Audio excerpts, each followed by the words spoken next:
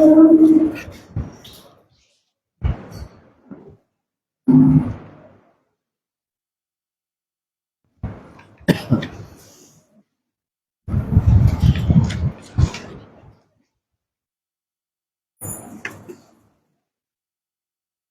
بالله من الشيطان الرجيم. بسم الله الرحمن الرحيم. الحمد لله رب العالمين، الصلاة والسلام على أشرف الأنبياء والمرسلين وعلى آله وصحبه ومن تبعهم بإحسان إلى يوم الدين. أما بعد. கணித்துக்குரிய பெரியவர்களே, சகோதரர்களே, தாய்மார்களே, சகோதரிகளே, அஸ்ஸலாமு அலைக்கும் வரஹ்மத்துல்லாஹி வபரகாத்துஹு. 27வது ஜுஸுவினுடைய சுருக்கத்தை நாங்கள் இப்பொழுது பார்த்து வருகின்றோம். ஏற்கனவே அதற்குரிய விரிவுரைகளை நாங்கள் பார்த்துவிட்டோம். இந்த 7 சூறாக்களுடைய மைய கருத்தையும் வைத்து படித்த விடயங்களை எவ்வாறு நாங்கள் எங்களுடைய தனிப்பட்ட குடும்ப வாழ்வில் நடைமுறைப்படுத்தலாம் என்பதைத்தான் இப்பொழுது நாங்கள் விரிவாக பேசி வருகிறோம். அந்த வகையிலே கடந்த வகுப்பிலே இஸ்லாமிய வீட்டினுடைய அகீதா மற்றும் இபாதா எவ்வாறு அமைய வேண்டும் என்பதை பற்றி பார்த்தோம். அதில் நம்பிக்கையோடு தொடர்பான பகுதி அதை பார்த்து முடித்து விட்டோம். 2வது பகுதி இஸ்லாமிய வீட்டினுடைய இபாதா என்ற வகையிலே தொழுகையை நாங்கள் பார்த்தோம். தொழுகை எந்த வகையிலும் விட்டுக் கொடுக்க முடியாத, காம்ப்ரமைஸ் பண்ண முடியாத ஒரு வணக்கம். நாங்கள் அதிலே மிகவும் கவனமாக இருக்க வேண்டும். எங்களுடைய பிள்ளைகளையும் அந்த விடயத்திலே தூண்ட வேண்டும் என்பது பற்றி நாங்கள் பேசினோம். இன்ஷா அல்லாஹ்.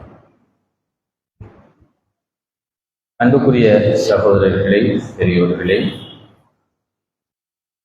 அடுத்தது இபாதத்துக்களுடைய வரிசையிலே பிரதானமான வணக்க வழிபாடுகள் என்ற வகையில் ஜகாத், நோன்பு, ஹஜ், இதுவும் ஒரு இஸ்லாமிய வீட்டினுடைய மிக முக்கியமாக கவனம் செலுத்தப்பட வேண்டிய இபாதத்துகள். தொழுகையிலே நாங்கள் எப்படி கவனம் செலுத்துகிறோமோ அதே போன்று எங்களுடைய ஜகாத்துடைய விடயத்திலும் இஸ்லாமிய வீடு கவனம் செலுத்த வேண்டும். பொதுவாக ஜகாத்துடைய சட்டதிட்டங்கள் எங்களுக்கு தெரியும். ஜகாத் கடமையாகின்ற பொருட்கள் எங்களுக்கு தெரியும்.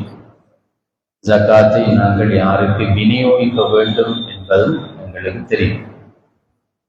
அந்த வகையிலே ஜகாத் என்பது சதகாவை போன்றது அல்ல. அது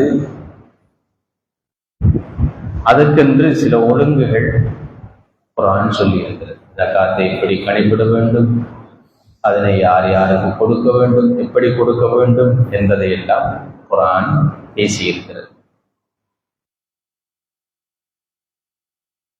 அந்த அடிப்படையில் எங்களுடைய வீட்டு சூழலிலே அந்த ஜகாத் கொடுபடுகின்றதா என்பதை நாம் கவனித்து பார்க்க வேண்டிய தேவை இருக்கிறது.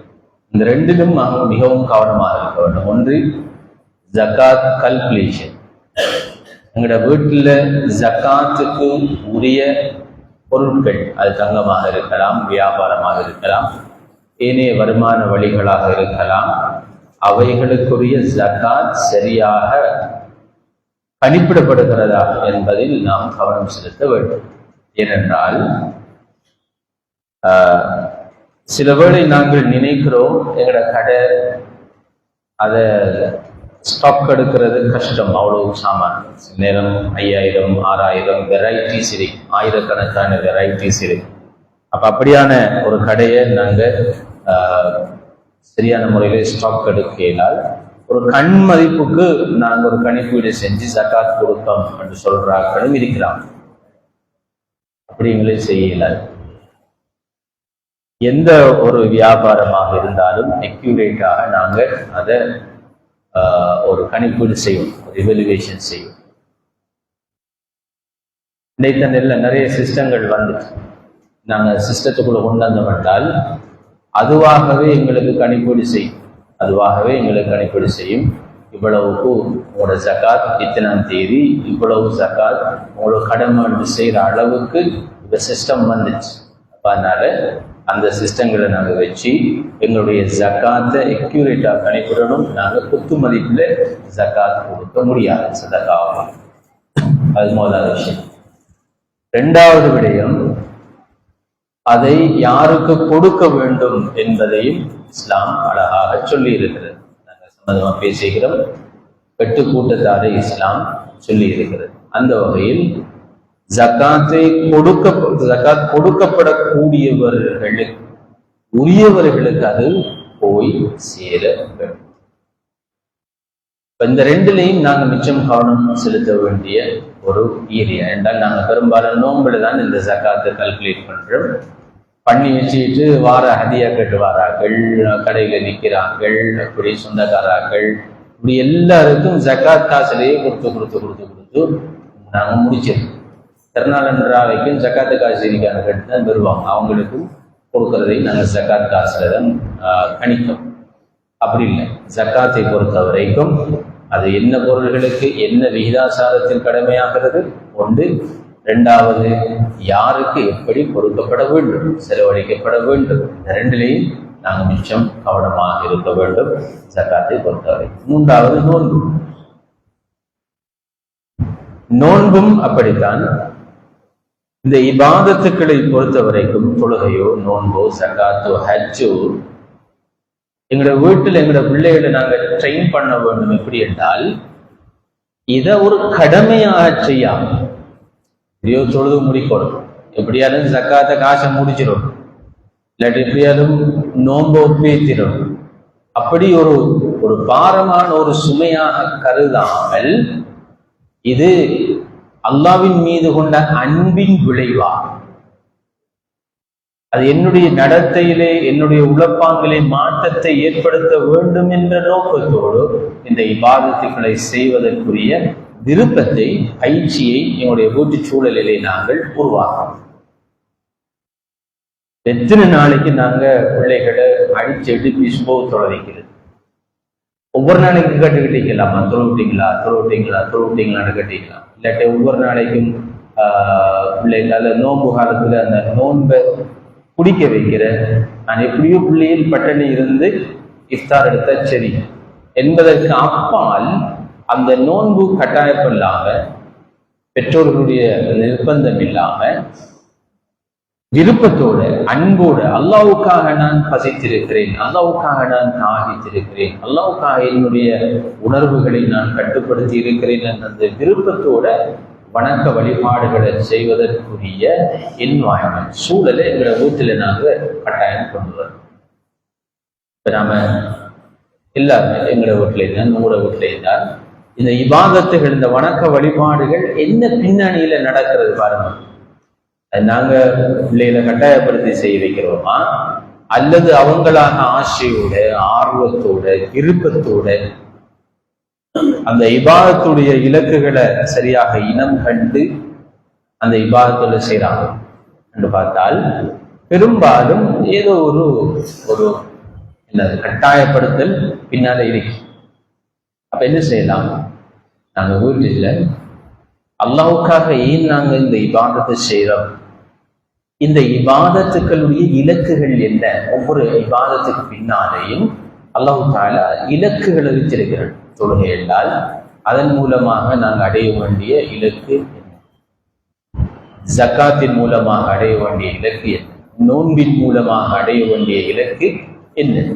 குர்ஆன் நோன்பு பற்றி ஸல்லல்லாஹு அலைஹி வஸல்லம் அவர்கள் சொன்னாங்க. அந்த குர்ஆன் ஃபர்ஸ்ட் சொல்ற நேரம் குத்திப அலைக்குமுஸ் ஸியாம் கமா குத்திப அலல் லதீன மின் கப்லிக்கும் லஅல்லக்கும் தத்தகூன், இறை உணர்வுள்ளவர்களாக நீங்கள் மாற வேண்டும் என்பதுதான் நோன்பினுடைய பிரதானமான இலக்கு. அப்ப நாங்க எத்தனை வருஷமா நோம்பு பிடிச்சிட்டு வாரோம், அந்த இறை உணர்வு, இந்த தக்குவா இணைந்து வந்திருக்கா.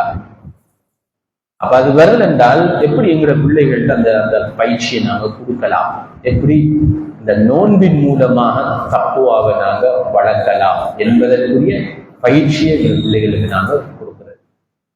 அது நோன்பின் மூலமாக எங்களுடைய உறுப்புகள் எப்படி பாதுகாக்கிறது. சிலதரை சொன்னாங்க, நீங்க நோன்பிருத்தல் என்பது பசித்திருப்பதோ அல்லது தாகித்திருப்பதோ அல்ல. நோன்பிருத்தல் என்பது வீண் செயல்களை விட்டும் மோசமான பாவங்களை விட்டும் உங்களை நீங்கள் கட்டுப்படுத்தி இருப்பது, தடுத்திருப்பது.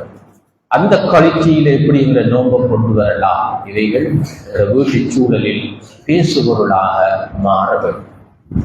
அப்படி இல்லாட்டி என்ன நடக்கும் என்றால், ஏதோ ஒரு விருப்பம் இல்லாத அடிப்படையில் அந்த இபாதத்தில் நடக்கும். அதனால அதுல குவாலிட்டி இருக்காது, தொடர்ந்தேர்ச்சியான இபாதத்துகளாக அவைகள் இருக்க மாட்டார்கள்.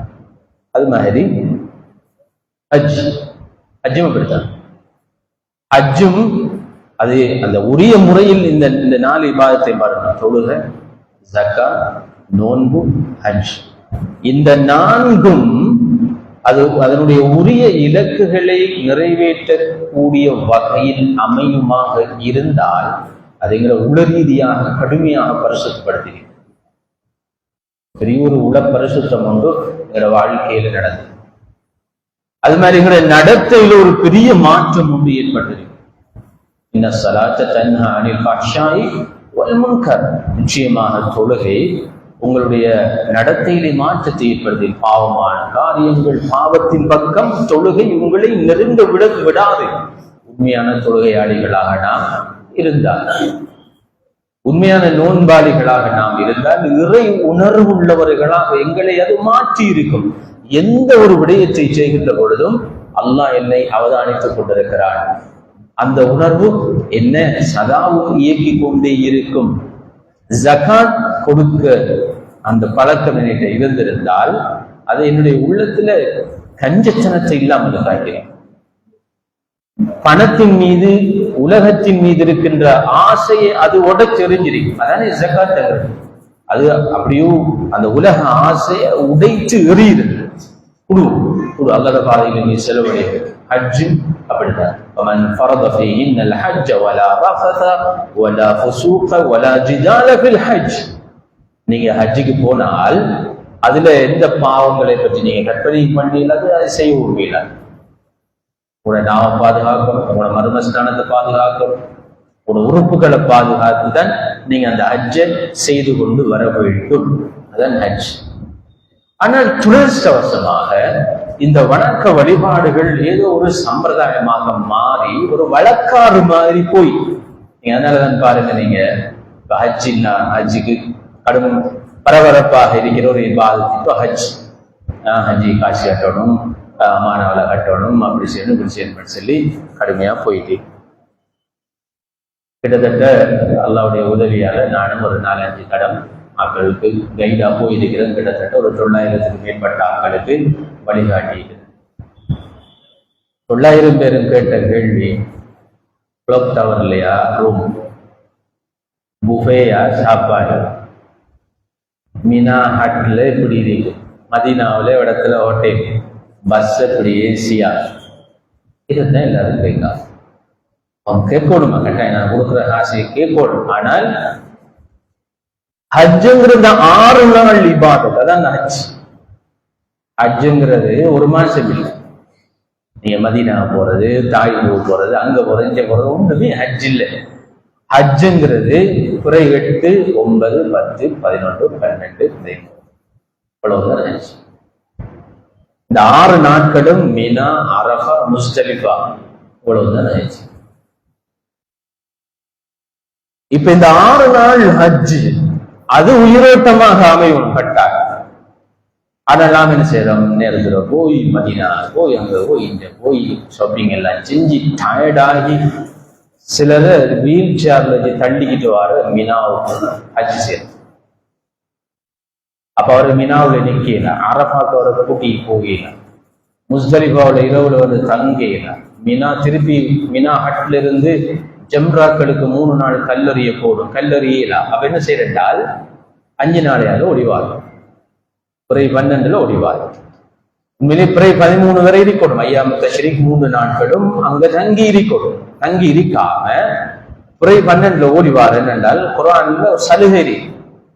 நீங்க என்ன செய்யலாம், 12ஓடையும் வரலாம் என்ற ஒரு சலுகை இருக்கு. அந்த சலுகையை வச்சு ஓடிவார். ஆனால் அந்த சலுகை யாருக்கு? குர்ஆன் என்ன சொல்றது? நீங்க உங்க ஹஜ்ஜுக்கு போனால் பிறை 12லயும் வரலாம், பிறை 13லயும் நீங்க வரலாம். ஆனால் அதுல டிசிஷன் தக்குவா அடிப்படையில நீங்க எடுக்கணும். ஏன் வச்சிருக்கின்றால், நோயாளிகளாக இருந்தால் அல்லது பிரயாணம் போக வேண்டி இருந்தால், நாட்டுக்கு திருப்பி போகணும், ஏழியா போக வேண்டி இருந்தால் நீங்க 12ஓட முடிச்சுக்கிட்டு போகலாம். அப்படில்லாட்டி எங்களுக்கு என்ன வேலை? நாங்க காசு கிடைக்கும் மில்லியன் கணக்கில் காசு செலவழிச்சு 30 நாள் ஹஜ்ஜுக்கு போய் அல்லது 28 நாள் ஹஜ்ஜுக்கு போய் அவங்க இருந்து அந்த மினா அரஃபா முஸ்தலிஃபாவுல பொறுமையாக இருக்க இயலாம, அந்த தியாகத்தை செய்ய இயலாம 5 நாளோட கொட்டிய கட்டிக்கு வாரன்னு சொன்னால் அப்ப நான் ஏறி போறோம். ஏன் மதீனாவுக்கு போனேன், ஏன் ஷாப்பிங் போனேன், ஏன் நீங்க டயர்ட் ஆயிங்க. அப்ப அதனாலதான் ஹஜ்ஜினுடைய அந்த 6 நாட்கள் அது தர்பியாவுக்குரிய நாட்கள். அது ஹல்வா. இந்த உலக துனியாவில் இருந்து எங்களை நாங்கள் துண்டிச்சு அல்லாஹ்வுக்கும் எங்களுக்கும் இடையிலான அந்த உறவை பலப்படுத்துற 6 நாட்கள் தான் அந்த ஹஜ்ஜுடைய 6 நாட்கள். அதுல வேற ஒன்றும் இல்லை. மீனாவில் சும்மா வந்துக்கிறேன், சும்மா வந்துக்கிறது, கல்ல மட்டும் குறைஞ்சு விடுவார், தொழுகையை சேர்த்து சுருக்கியும் தொழுகிறார். அவ்வளவுத்துக்கும் ஏன் அங்க இருக்க சொல்லி கண்டால், நீங்க துனியாவை துண்டிச்சு நீங்க போய் மினாவுல இருந்து அல்லாஹ் திக்ர் செய். அது திக்ருடைய நாட்கள், தியாகத்துடைய நாட்கள், பொறுமையை நீங்க உருவாக்குற நாட்கள் சொல்லி.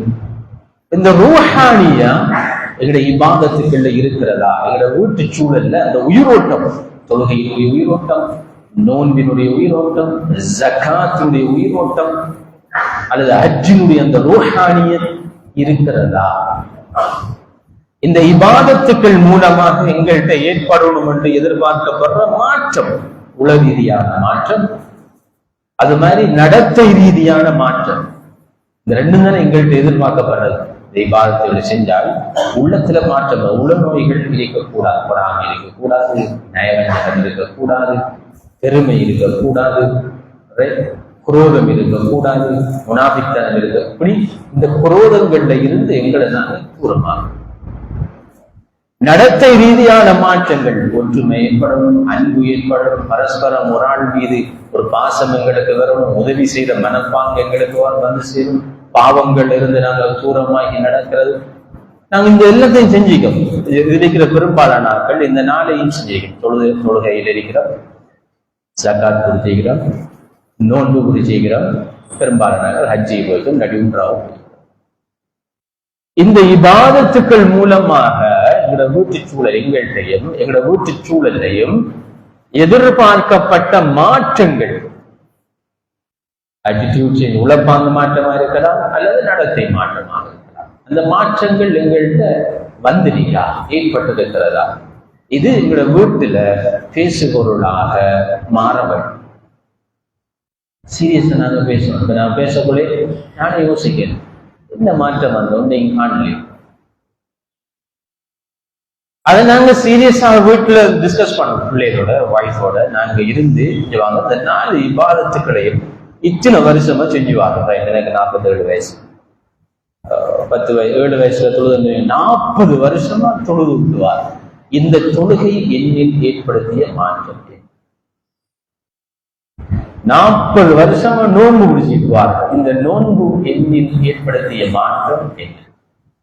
10 வருஷமா 15 வருஷமா நான் ஜகாத் கொடுக்குவார். இந்த ஜகாத் என்னுடைய உள்ளத்துல ஏற்படுத்தின மாற்றம் என்ன? என்னுடைய நடத்தையில ஏற்படுத்தின மாற்றம் என்ன? ஹஜ்ஜி போன்று செய்கிறது, ஒரு ஹஜ் செஞ்சுக்கிறேன், 2 ஹஜ் செஞ்சுக்கிறேன், 5-6 ஹஜ் செஞ்சுக்கிறேன். இந்த ஹஜ் என்னுடைய உள்ளத்திலே, உளப்பாங்கிலே, நடத்தையிலே ஏற்படுத்திய மாற்றங்கள் என்ன? நம்ம கேட்டு பார்க்கணுமா இல்லையா? கட்டாயம் கேட்டு பார்க்க வேண்டிய கேள்விகள். அப்ப அதுக்கண்டு நாங்க எங்களை ட்ரெயின் பண்ணணும். இந்த இபாதத்துகளுக்காக நாங்க ட்ரெயின் பண்ணணும். ஹஜ்ஜி போறாங்க சொல்றேன், இந்த ஒரு ஹஜ்ஜி போறதுக்கு இஹ்ராம்களை பொறுத்த வரைக்கும் இஹ்ராமத்தின் எடுக்கணும், அது எடுக்கணுமா, இது எடுக்கணுமா, ஹோட்டலுக்கு அசிசியாவில் போடுவானடா, அங்க போடணும், இதெல்லாம் விடுங்க. இந்த ஹஜ்ஜை எப்படி ரூஹானியத்தான ஹஜ்ஜாக அங்கீகரிக்கப்பட்ட ஹஜ் மப்ரூராக நான் எப்படி அதனை நிறைவேற்றலாம்? இப்ப இருந்து படிக்க தொடங்கும், இப்ப இருந்து அதுல துவாக்களை பாடமா, இப்ப இருந்த ஹஜ்ஜுடைய ஒவ்வொரு வாஜிபாத்துகள் ஒவ்வொரு அர்கான்களையும் படிச்சு அதன் மூலமா ஹஜ்ஜில சில இலக்குகளை, உதாரணமாக ஹஜ்ஜின் மூலமாக முதலாவது அல்லாஹ்வுக்கு முழுமையாக கட்டுப்படுதல், அதான் லப்பைக். லப்பைக்னு சொல்லுமே, யா அல்லாஹ் இதோ நான் சரணடைந்து விட்டேன், இதோ நான் ஆஜராகி விட்டேன். ஏன் அந்த லப்பைக் சொல்றோம்? அது நாங்க படிச்சு இப்போ மெஞ்சல்.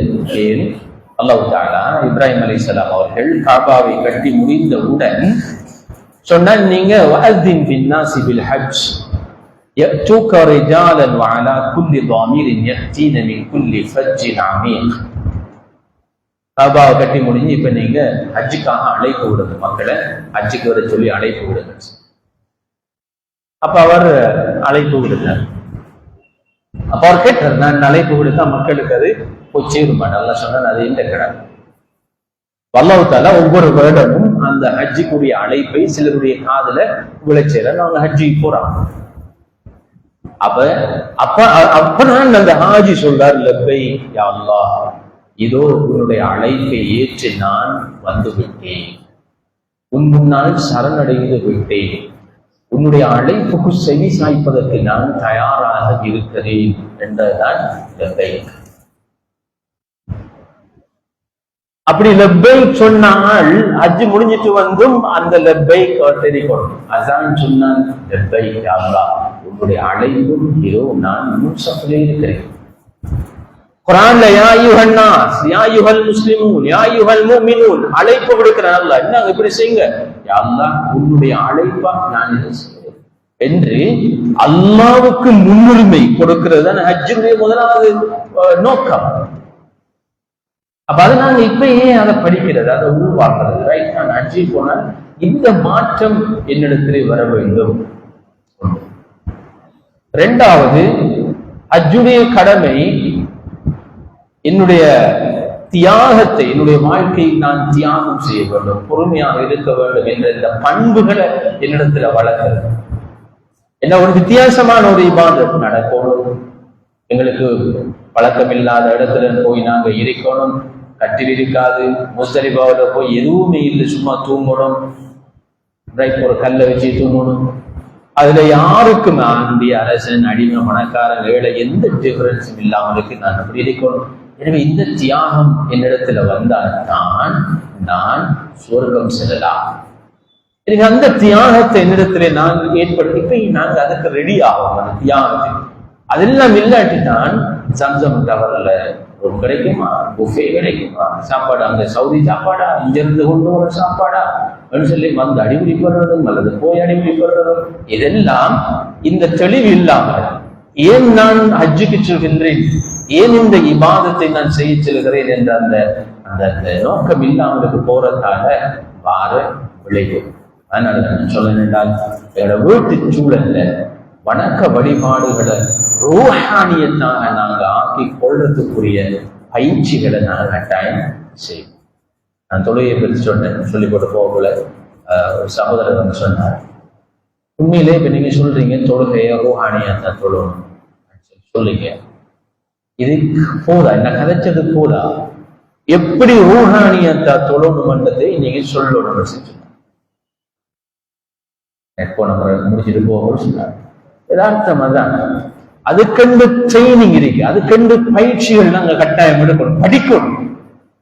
தொழுகைய இருந்து படிச்சு துவாக்களை படிச்சு, துவாக்கள கருத்துக்களை படிச்சு, அட்லீஸ்ட் நாங்க அதுல ஓதுற சூறாக்களை படிச்சு, அந்த கருத்துக்களை படிச்சு, சுஜூதுல எப்படி இருக்கணும், ருக்குல எப்படி இருக்கணும்னு சொல்லி நாங்க படிச்சு செய்யற அமல் தான் தொழுகை, படிச்சு செய்யற அமல் தான் ஜகாத், படிச்சு செய்யற அமல் தான் நோன்பு, படிச்சு செய்யற அமல் தான் ஹஜ்.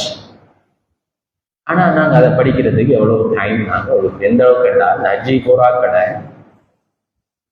பயானுக்கு இழுத்துட்டு வரப்படுற பாடு பெரிய பாடு. லாஸ்ட் டைம் நம்பருவாங்க என்னென்ன ஆக்கள் வந்தாங்கன்னு சொல்லி இந்த ஆக்கள் விசிட் பண்றேன். அது ஒரு புதினம் உம்ராவுக்கு போறேன்டா ஒரு 100 பேர் வந்து ஒரு பள்ளியில கூட்டி வந்து வச்சு அதில் அவங்க பள்ளியின் எல்லாம் நிப்பாட்டி வச்சு ஏன் இந்த புதினம் காட்டுறாங்க. அப்படி தொழுகைக்கு போறாங்க ஊட்ட போய் முசாபா கொடுத்து யாரெல்லாம் தொலை போறாருன்னு சொல்லி அனுப்புறமா இல்லை. அப்படி இல்லை.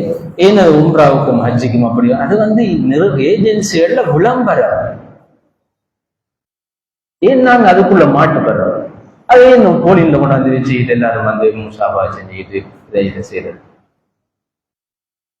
அப்ப வணக்க வழிபாடுகள் ஏதோ ஒரு அட்வர்டைஸ்மெண்ட் ஒரு விளம்பரமாக மாறி அப்ப ஆட்களுக்கு வேற உம்ரா போகல இல்லையா, வேற ஹஜ்ஜிக்கு போகல இல்லையா கேட்பாங்கன்ற பயத்துல நாங்க ஹஜ்ஜி போக வேண்டியது உம்ராவுக்கு போக வேண்டியது.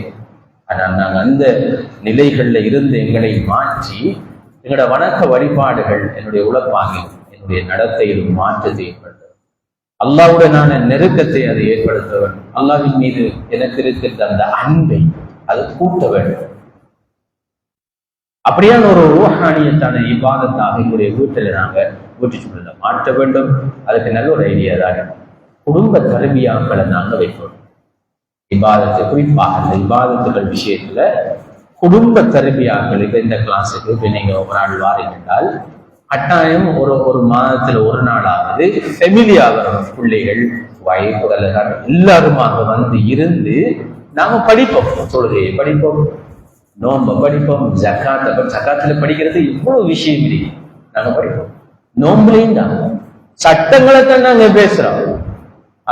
தண்ணியும் ஸ்விம்மிங் பூல்ல குடிக்க போல காதுக்குள்ளது தண்ணி போனா நோம்பு முடியுமா, மிஸ்வாக் செய்ய போல ரத்தம் வந்தா நோம்பு முடியுமா, இப்படி இந்த சேலைன் போட்டா நோம்பு முடியுமா, ஊசி அடிச்சா நோம்பு முடியுமா, சட்டங்களுக்கு அப்பால அந்த இபாதத்தினுடைய உயிரோட்டம் இருக்கு.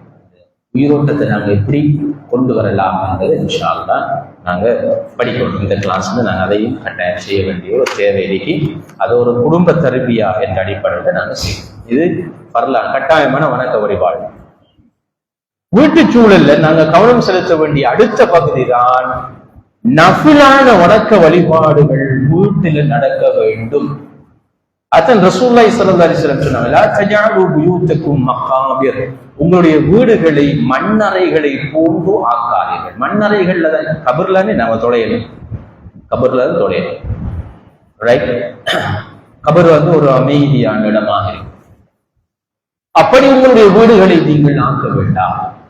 அதனாலதான் ஆண்களுக்கு கூட ஸல்லல்லாஹு அலைஹி வஸல்லம் சொன்னார், உங்களுடைய பரலான தொழுகைகளை பள்ளி வாயில்களில் நீங்கள் அமைத்துக் கொண்டாலும் அதில் ஒரு நசீப் ஒரு பங்கை வீட்டிலே நீங்கள் அமைத்துக் கொள்ளுங்கள். சுன்னத்தான தொழுகைகளை வீட்டில நாங்க தொழுகிறது, துஹா தொழுகை, தஹஜ்ஜுடைய தொழுகையை நாங்க வீட்டுல தொழுகிறது.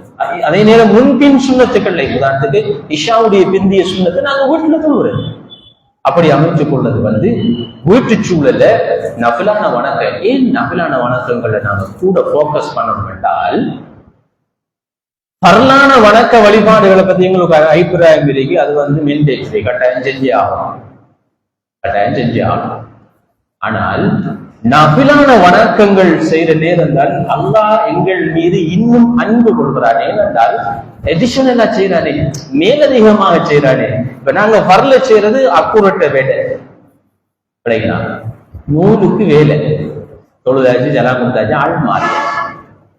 நஃபிலான வணக்கங்கள் அல்லாஹ்வின் மீது கொண்ட அன்பினால் நாங்க எக்ஸ்ட்ரா செய்யறோம். அல்லாஹ் நீ என்ன இஷா 4 ரக்காத்தான் தொலை சொன்னாய், ஆனால் நான் முன்னுக்கு பரல் 2 ரக்காத் தொழுகிறேன், பின்னால் 2 ரக்காத் நான் பரல் சுன்னத்து தொலை.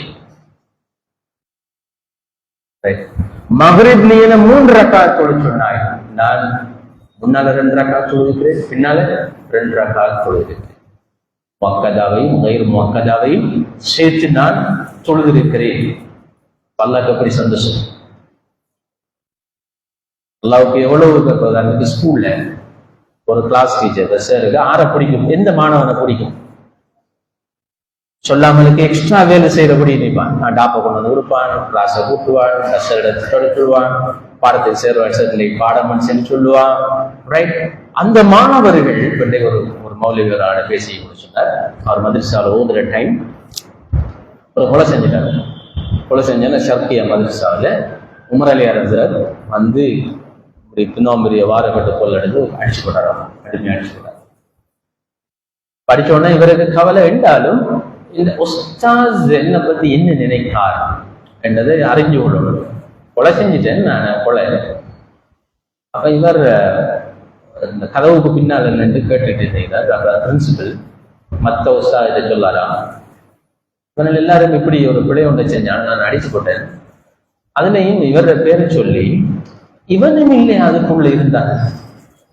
நானும் சொல்லி இருக்கிறேன், பள்ளிக்கு கல்லு வைக்கலாம் தானே, அப்படி தூய்மையான ஆள் சொல்லிக்கிறேன். இவனும் இல்லையா இதை செஞ்சுட்டான் என்று சொல்லி அந்த சொன்னோன்னையும் அவருக்கு அந்த அடிச்ச வலி எங்க போகணும்னு தெரியாது. தன் ஆசிரியர் தன்னை பத்தி இப்படி ஒரு அபிப்பிராயம், பள்ளிக்கு இவனை கல்லு வைக்கலாம், அப்படியே நல்ல ஒரு தூய்மையான பிள்ளைன்னு சொல்லி அந்த ஆசிரியர் தன்னை பத்தி நினைச்சதால அந்த அடி எங்க போகணுன்னு அவருக்கு விளங்கலன்னு சொல்லி சொன்னார். ஏன் அப்படி நினைக்கிறாங்க டீச்சர்ஸ்? ஏன் ஒரு பிள்ளையை பத்தி பெற்றோர் நல்லா நினைக்கிறாங்க? அவனுடைய எதிர்பார்த்ததை விட கூடுதலா அந்த பிள்ளை செய்யுது. அப்ப அல்லாஹ் தஆலா எங்களுக்கு சில வரையறையான ரைட், ஓகே 5 வருஷம் தொழுங்க, நோம்பு பிடிங்க, வரலான நோம்பு பிடிங்க, அது மாதிரி ஜக்காத்தை கொடுங்க, ஆட்சி செய்யுங்க. இதை எல்லாத்துக்கும் இன்னொரு உபரி வச்சிருக்கிறாங்க. என்ன? வரலான தொழுகையா நீங்க முன்பின் சொல்லுங்க, அது மாதிரி தஹஜ்ஜுத் தொழுங்க, அது மாதிரி துஹா தொழுங்க, உபரியான வணக்க வழிபாடுகள்ல நீங்க ஈடுபடுங்க. நோம்பா பரலான நோன்பு ரமதானுடைய மாதம், ஆனால் சுன்னத்தான நோன்பு இன்றைக்கு திங்கள் வியாழன் நீங்க நோன்பு பிடிக்கலாம், அல்லது ஒரு நாள் விட்டு ஒரு நாள் நோன்பு பிடிக்கலாம். ஐயாமுல் பீத் வெள்ளை நாட்கள்ல நீங்க நோன்பு பிடிக்கலாம், அரபாவுடைய நோன்பு பிடிக்கலாம், அப்படி முஹர்ரம் நோன்பு, இப்படி சுன்னத்தான நோன்புகள் வச்சுக்கிறான் அல்லாஹ். மூன்றாவது ஜகாத் நீங்க கொடுக்கலாம், ஆனால் இன்ன பில் மாலி ஹக்கன் சிவ ஜகாத்.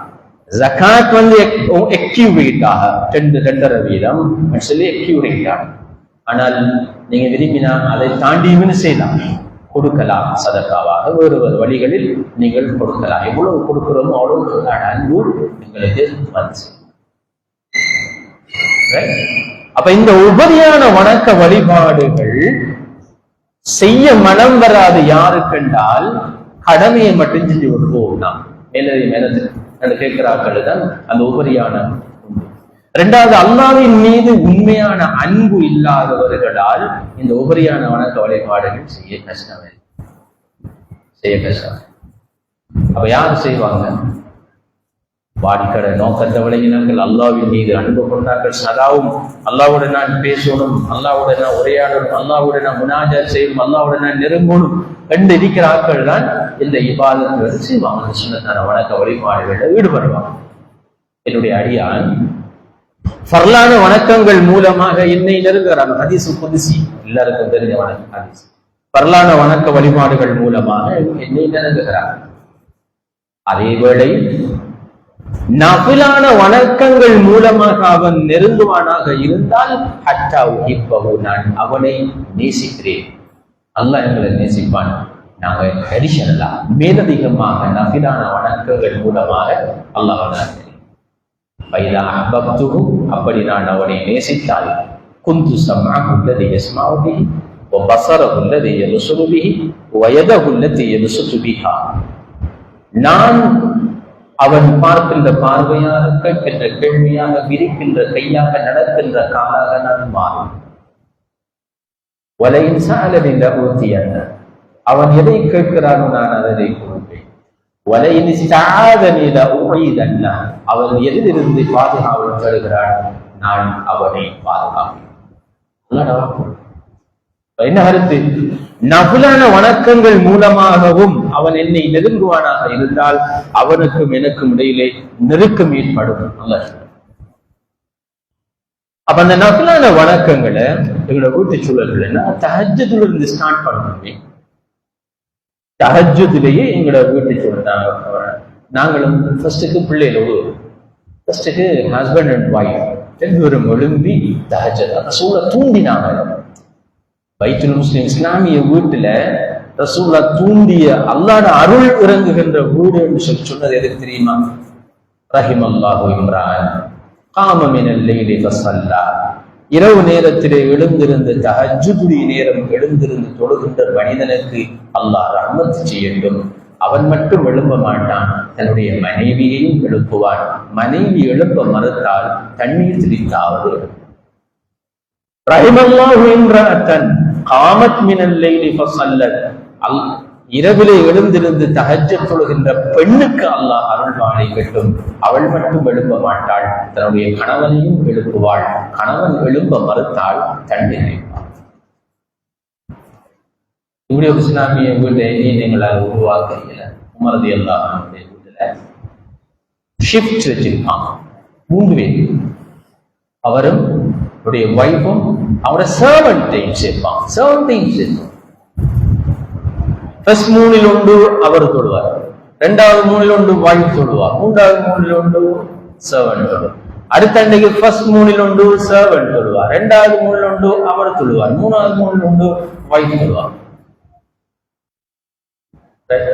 சர்வன்ட் இல்லாம போனது பிறகு இரவு 2ஆ பிரிச்சு முதல் ஹாஃப் அவர், 2வது ஹாஃப் வைஃப், அப்படி சொல்லுவோம். சஹாபாக்குடைய வீடு அப்படியான அந்த என்வாயன்மெண்ட் அந்த வீடுகள்ல இருந்துச்சு. வேணுங்கிற வீடுகள்ல அப்படியான ஒரு சூழல் உருவாங்க. அப்ப ஹஸ்பண்ட் அண்ட் ஒய்ஃப் 2 பேரும் எழும்பி தொழுற சத்தம், துவாவுல அழுகிற சத்தம், அதுல எங்களோட பிள்ளைகள் எழுப்பின அப்படி அம்மா பாப்பா ஹஜ்ஜத் தொழுறாங்க, எங்களுக்கு அவங்க துவா கேட்காம நாமளும் எழும்பி தொழுவோம் என்று சொல்லி அப்படி எழும்புற வீடுகளாக என்னுடைய வீடுகளை நாங்கள் ஏன் மாட்டேன். ஹஜ்ஜத்துக்கு இயங்குற வீடுகளாக இன்ஷா அல்லாஹ் எங்களுடைய வீடுகளை நாங்கள் மாற்றுறதுக்கு முயற்சி பண்ணணும். 2வது துஹாவுடைய தொழுகை. துஹா என்னோட வீட்டு சூழல்ல துஹா தொழுகை மிஸ் பண்ணக்கூடாது. ரசூலுல்லாஹி ஸல்லல்லாஹு அலைஹி வஸல்லம் ஆயிஷா ரலியல்லாஹு அன்ஹா சொன்னாங்க, ரசூலுல்லாஹி ஸல்லல்லாஹு அலைஹி வஸல்லம் துஹா தொழுகையை மிஸ் பண்ணினதை நான் கண்டதே இல்லை. அப்ப அந்த வீட்டு சூழல் எப்படி இருக்கணும்? துஹாவுடைய வீட்டு சூழலாக இருக்கணும். அப்ப சூரியன் உதயமாகி ஒரு வீட்டு அளவு வந்ததுல இருந்து சூரியன் உச்சிக்கு வரும் வரைக்கும் நிறைய டைம் இருக்கு. நம்ம ஒரு 4-5 மணி நேரம் இருக்கு. இந்த 4-5 மணி நேரத்துல ஒரு 5 நிமிஷம் எங்களுக்கு எடுத்து துஹா தொழுகை இவ்வளவு பெரிய நன்மை. குல்லு சுலாமா குல்லையோமின் தத்லு ஃபீஹி ஷம்ஸ், சூரியன் உதிக்கின்ற ஒவ்வொரு நாளைக்கும் ஆதமுடைய மகன் அவனுடைய ஒவ்வொரு மூட்டுக்களுக்கும் சதகா கொடுக்க வேண்டும். அவங்களை 300 மூட்டு, 1 ரூபா கொடுத்தாலும் 350 ரூபா சதகா. குல்லு தஸ்பீஹத்தின் சதகா வ குல்லு தஹ்மீதத்தின் சதகா அம்ருன் பில் மஅரூஃபி சதகா வ நஹ்யுன் அனில் முன்கரி சதகா. இப்படி சதகாட வடிவங்களை சொல்லிட்டு வந்து ஸல்லல்லாஹு அலைஹி வஸல்லம் சொன்னார், يعدل كل ذلك ركعتان يركع بهما في الضحى. இது எல்லாத்துக்கும் ஈக்குவல் என்றால் ஒரு மனிதன் 2 ரக்அத் துஹா தொழுவது விட்டு ஒரு பெரிய நன்மைக்குரிய காரியம். என்னங்கிற வீட்டுல எங்களுக்கு தொழிலாம் கடைக்கு வரக்கூடாது, துஹா வீட்டுல சொல்லப்படுவா. வைஃபிட்ட சொல்ல நீங்களும் தொழுங்க, பிள்ளைகள் ஸ்கூலுக்கு போறதுக்கு முந்தைய அந்த டைம் துஹாவுடைய டைம் வந்துட்டு ரைட், ஸ்கூலுக்கு போறதுக்கு முன்னாடி துஹா 2 ரக்அத் தொழுது போங்க சொல்லி பிள்ளைகளையும் நாங்க விருப்பத்தை உண்டாக்குற அமல்கள்ல இபாதத்துகள்ல அந்த விருப்பத்தை நாங்க மேலதிகமாக அல்லாஹ்வுக்காக சுஜூத் செஞ்சு எங்களோட அன்பை நாங்க வெளிப்படுத்துவோம். அல்லாஹ்வுக்குரிய ஷுக்ர், அல்லாஹ்வுக்குரிய நன்றியை நாங்க என்ன செய்வோம், வெளிப்படுத்துவோம்னு சொல்லி அந்த பிள்ளைகளுக்கு அந்த பயிற்சியை நாங்க கொடுக்குறோம். அது மாதிரி தான் முன்பின் சுன்னத் பாருங்க. ரசூலுல்லாஹி ஸல்லல்லாஹு அலைஹி வஸல்லம் சொன்னாங்க, ஒரு மனிதன் பரலான தொழுகை போக நபிலான சுன்னத்துகள், முன்பின் சுன்னத்து 12 ரக்அத் முஅக்கதாவா 12 ரக்அத் தொழுது வந்தால் அவருக்கு சுவர்க்கத்திலே ஒரு மாளிகை அமைக்கப்படும். நம்மளோட போராட்டமே ஒரு மாளிகையை கட்டுறதுதான். முழு வாழ்நாள் உழைப்பை கொண்டு போய் இந்த ரோட்டோட விஷயத்தை பிடிக்கும்.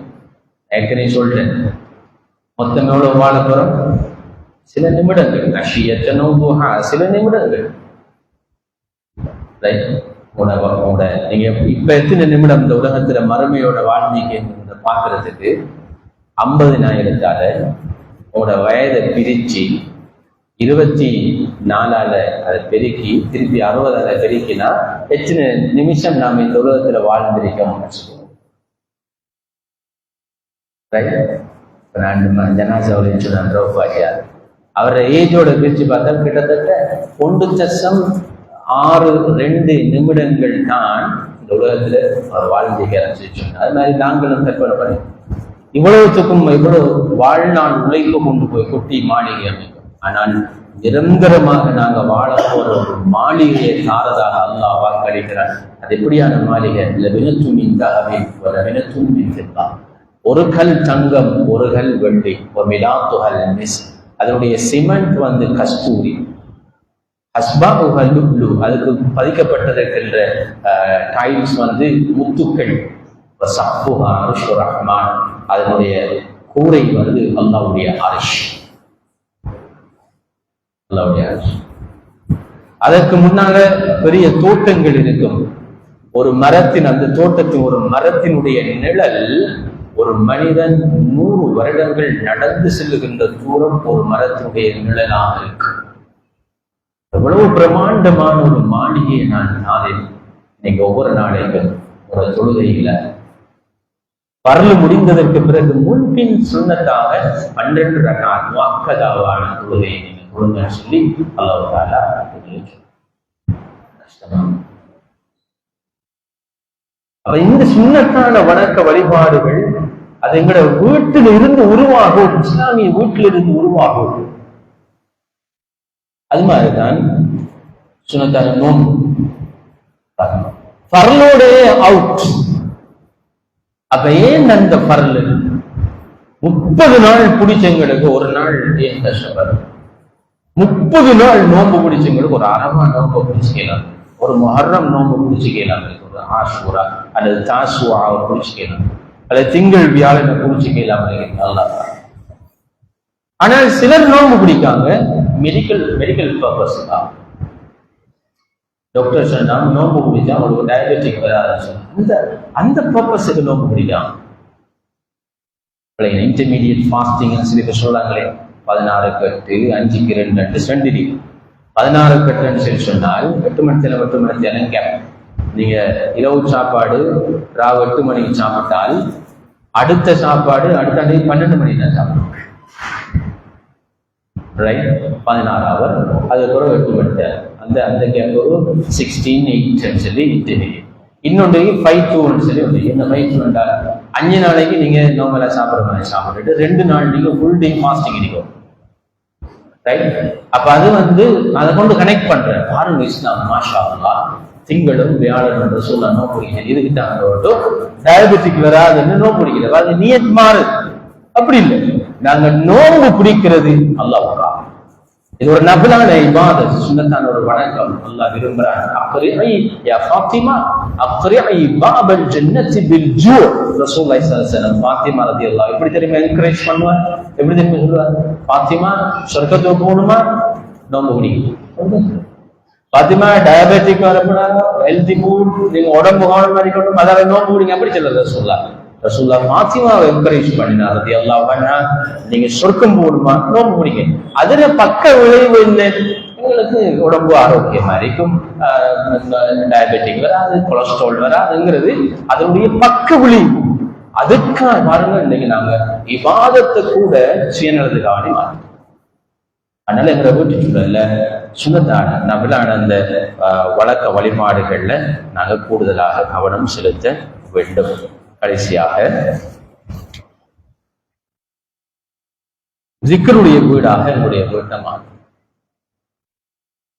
ஜிக்ருடைய வீடு அல்லாஹ்வை நினைவு கூறும் வீடும் அல்லாஹ்வை நினைவு கூறாத வீடும் உயிருள்ளவன் மற்றும் உயிரற்றவனே. அல்லாஹ்வை நினைவு கூறப்படுற வீடுகளும் அல்லாஹ்வை நினைவு கூறப்படாத வீடும் உயிருள்ளவர்களும் உயிரற்றவர்களும் மையத்துகளும் வாழ்ற வீடு மாதிரி ஸல்லல்லாஹு.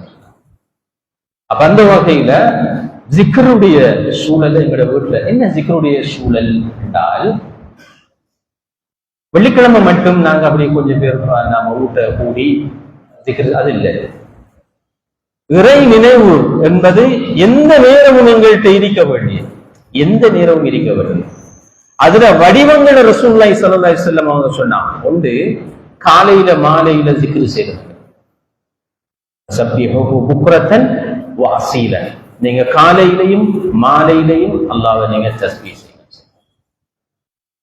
உذ்குருல்லாஹ ذிக்ரன் கஸீரன் வ சப்பிஹூஹு புக்ரத்தன் வ அஸீலன். அல்லாஹ்வை நீங்கள் அதிகமாக திக்ர் செய்யுங்கள். அதுல ஒரு வடிவம் காலையிலும் மாலையிலும் திக்ர் செய்யுங்கள். இந்த சூழல் எங்களோட வீட்டுல கட்டாயம் வரும். காலையில நாங்கள் எழுந்து சுபத்துக்கு திருப்பி தூங்குறோம். சுபத்துல விட்டு நாங்க பிள்ளைகள் வைஃப் எல்லாரும் இருந்து நாங்க தஸ்பீஹ் செய்வோம். காலையில ஓத வேண்டிய எவ்வளவு அவுராதுகள் மௌஃபூராத் இருக்கு, எவ்வளவு துஆக்கள் ரசூலுல்லாஹி ஸல்லல்லாஹு அலைஹி வஸல்லம் சூரத்துல் ஃபாத்திஹா ஓதி, சூரத்துல் பக்கராட ஆரம்ப வசனங்கள், ஆயத்துல் குர்சி, ஆமன ரசூல், குல் சூராக்கள் ஓதி அது மாதிரி துஆக்களுக்கு அஸ்பஹ்னா வ அஸ்பஹல் முல்கு லில்லாஹ் வல்ஹம்துலில்லாஹ் லா ஷரீக லஹ் லா இலாஹ இல்லா ஹுவ இலைஹில் நுஷூர் அஸ்பஹ்னா அலா ஃபித்ரத்தில் இஸ்லாம் وكلمة الإخلاص وعلى دين نبينا محمد صلى الله عليه وسلم وعلى ملة أبينا إبراهيم حنيفا وما كان من المشركين. اللهم ما أصبح بي من نعمة أو بأحد من خلقك فمنك وحدك لا شريك لك فلك الحمد ولك الشكر يا ربي لك الحمد كما ينبغي لجلال وجهك وعظيم سلطانك. எவ்வளவு துஆ! ஒரு 10 நிமிஷம் இருந்து நாங்கள் அந்த திக்ரை மாலை நேரம் அப்படித்தான், சூரியன் மறையினர். காலையில ஒரு மனிதன் அல்லாஹ்வை திக்ர் செய்வது 4 அடிமைகளை உரிமை விட்ட நன்மை. மாலையில ஒரு மனிதன் அல்லாஹ்வை திக்ர் செய்வது 8 அடிமைகளை உரிமை விட்ட நன்மை. இப்ப நாங்க அதுக்கு ஒரு டைம் அலோகி பண்ணி சூரியன் மறையிற அந்த டைம் மாறிபா கொஞ்சம் முந்தி பிள்ளையில போகிற நாங்களும் இருக்கிற இருந்து இந்த மௌஃபூராத் நாங்க திக்ர நாங்க செய்யறோம். இது ஒரு வடிவம். 2வது வடிவம், வீட்டுல நாங்களும் பிள்ளைகளும் ஒரு டாஸ்க் கொண்டு எடுக்கணும். ஒரு நாளைக்கு நம்முடைய ஒவ்வொரு ஆளும் 1000 இஸ்திக்ஃபார் செஞ்சிருக்கோம், 1000 தஸ்பீஹ்கள் செஞ்சிருக்கோம், 1000 தஹ்மீதுகள் செஞ்சிருக்கோம், 1000 தஹ்லீல் லா இலாஹ இல்லல்லாஹ் செஞ்சிருக்கோம். ரசூலுல்லாஹி ஸல்லல்லாஹு அலைஹி வஸல்லம் அவர்கள் மீது 1000 தடவைகள் ஸலவாத் சொல்லி இதுக்கெல்லாம் பொது செஞ்சு போய் முசல்லாவில் இருந்து அப்படிலாம் செய்யல. டிராவல் பண்ண கூட நாங்கள் செய்யலாம், ஃப்ரீ டைம் கிடைக்க கூட நாங்கள் செய்யலாம், வகுப்புல டீச்சர் சார் வராட்டி செய்யலாம், சார் வார அந்த கெப்ல செய்யலாம். அப்ப என்ன நடக்கும்னா அல்லாஹ்வுக்கும் எங்களுக்கும் இடையில அந்த கனெக்ஷன் வரும். துனியாவோட கனெக்ஷன் கொஞ்சம் கொஞ்சம் இருக்கும், ஆனால் அது செல்வாக்கு செலுத்தாது. இந்த ஜிக்ர் எங்கட நாவல். அதனால ரசூலுல்லாஹி ஸல்லல்லாஹு அலைஹி வஸல்லம் அவங்கள்ட்ட ஒரு சஹாபி கேட்டாரு, யார் ரசூலல்லாஹ், மார்க்கத்துடைய கடமைகள் கொஞ்சம் கூடி போயிட்டு என்னால எல்லாத்தையும் தூக்கி இல்லாம இருக்கிறீங்க, அதனால எனக்கு நீங்க ஒரு அமலை சொல்லித்தாங்க. ரசூலுல்லாஹ் சொன்னார்,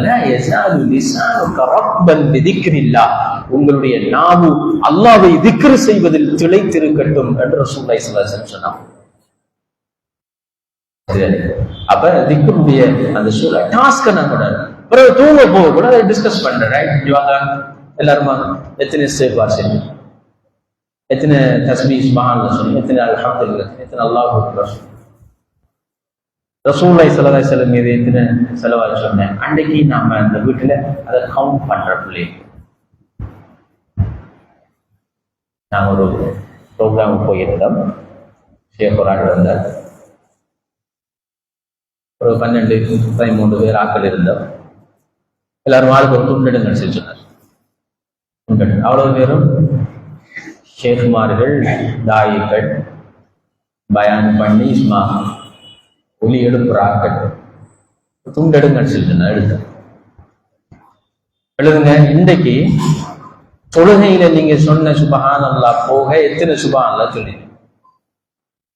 தொழுகையில சொன்ன அல்ஹம்துலில்லாஹ் போக எத்தனை அல்ஹம்துலில்லாஹ் சொன்ன. எழுதுங்க, எல்லாத்தையும் எழுதி எழுதி எழுதி எழுதி ரசூலுல்லாஹ் மீது எத்தனை ஸலவாத் சொன்னீங்க, எத்தனை இஸ்திக்ஃபார் செஞ்சீங்க, எத்தனை நிமிஷம் குர்ஆன் ஓதிக்கிறீங்க, எவ்வளவு சதகா, இப்படி ஒரு லிஸ்ட்டை தந்தார்.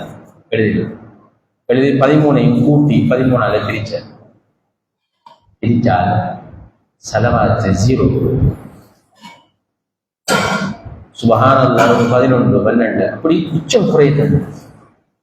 அப்ப சொன்ன உங்களோட ஹாலாத்து இப்படி இருந்தா மக்கள் ஹாலாத்து இப்படி போய் மக்கள் அல்லாஹ்வோட லிங்க் பண்ணு, கனெக்ட் பண்ணுது, இந்த திக்ருகளை வலியுறுத்து.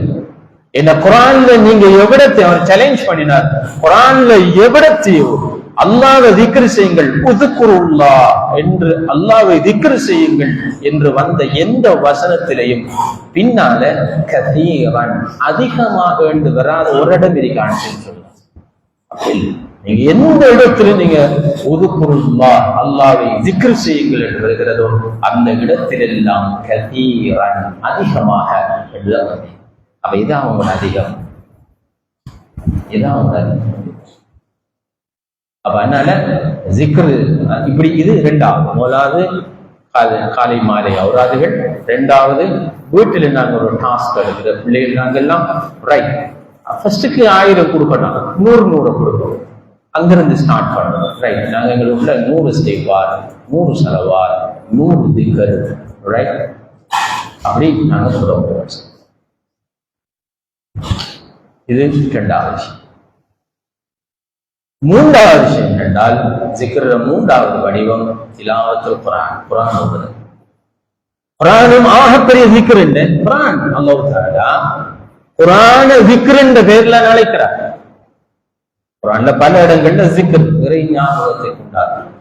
அப்ப அது குர்ஆன்ல ஓதுற அந்த சூழல் என்வாயன்மெண்ட் என்ற வீட்டுல நான் வரும் அல்லாஹ்வை ஜிக்ர் செய்கின்ற ஒரு வடிவம். குர்ஆனை படிக்கணும் போது அது ஒரு செஞ்சீங்க, அதை பேசுறதில்ல. குர்ஆனை நாங்க ஜிக்ருக்காக ஓதுற திலாவத். அப்ப அது சொல்ல விருதுல் குர்ஆன் சொல்லுவாங்க. விருதுல் குர்ஆன் எங்களோட வீட்டு சூழல்ல எங்களுக்கு ஒரு விருது இருக்கணும், அதாவது ஒரு டாஸ்க் இருக்கணும். நாங்க பெரியாக்கள் ஒரு ஜுசு ஒரு நாளைக்கு ஓதி முடிக்கிறது. மேக்சிமம் எவ்வளவு டைம் எடுக்கும் ஒரு ஜுசு ஓதி முடிக்கிறது? மேக்சிமம் நாங்க ஸ்பீடா 40 நிமிஷத்துக்குள்ள மேக்சிமம் 1 மணிக்கு எழுமந்துமே ஓதி முடிக்கலாம். அப்ப அதை உடைக்கலாம். எப்படி உடைக்கலாம்? 5 வக்து தொழுகைக்கு பின்னால 10 நிமிஷம் ஓதினாலே 30 ஜுஸ், ஒரு ஜுஸுவை ஓதி முடிக்கலாம். பிள்ளைகளுக்கு நாங்க டாஸ்க் கொடுக்கலாம். ரைட் ஓகே, நீங்க இத்தனை பக்கம் ஓதி முடிக்கணும், ஒரு நாளைக்கு இத்தனை பக்கம் ஓதி முடிக்கணும்னு சொல்லி கொடுக்குறது. குர்ஆன் அந்த சூழலை நாங்க கொண்டு வாங்க, வீட்டுல கொண்டு வாங்க. இது மூன்றாவது. நாலாவது தான் முக்கியமான சந்தர்ப்ப துஆக்கள். அதுவும் ஜிக்ர் தானே, அல்லாஹ் ஞாபகம் சந்தர்ப்ப துஆக்கள்.